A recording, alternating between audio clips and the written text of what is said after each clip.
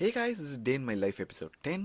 So இன்றைக்கி நம்ம விஜயோட ஊருக்கு போக போகிறோம். ஸோ அதுக்கான ட்ரெஸ்ஸஸ்லாம் பேக் பண்ணிவிட்டு கிளம்பியாச்சு. ஸோ ஸ்டார்டிங்கில் அவன் தான் ட்ரைவ் பண்ணி போயிட்டு இருந்தான். நான் ஜஸ்ட் சில் பண்ணிட்டு இருந்தேன் கோ பேசஞ்சர் சீட்டில்.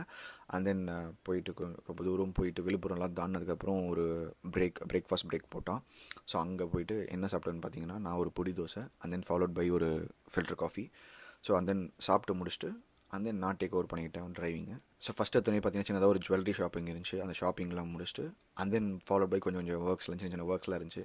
அதெல்லாம் முடிச்சுட்டு அண்ட் தென் அவன் சொன்ன அந்த மாதிரி எங்கள் ஆற்று பாலத்தில் தண்ணி வருதுன்னு கேள்விப்பட்டேன், போய் பார்ப்போமான்னு கேட்டேன். சரி வா போய் பார்ப்போம் அப்படின்னு பார்த்தா அப்புறம் தண்ணி வந்துட்டு இருந்துச்சு.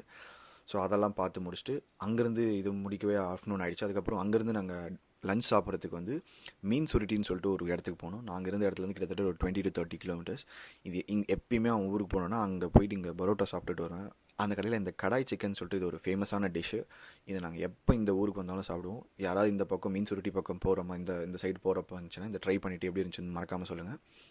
ஸோ அதை சாப்பிட்டு நல்லா ஹெவியாக சாப்பிட்டு முடிச்சு திருப்பி அவங்க அண்ணன் ஊருக்கு வந்தாச்சு. அங்கே வந்துட்டு அவங்க அண்ணன் வந்து பார்த்தா ட்ராக்ட் எடுத்து போய் வாஷ் பண்ணிட்டு இருந்தார். ஸோ அங்கே போயிட்டு அங்கேருந்து இது பண்ணிட்டு இருந்தோம். அப்புறம் ஓட்டியான்னு கேட்டார்.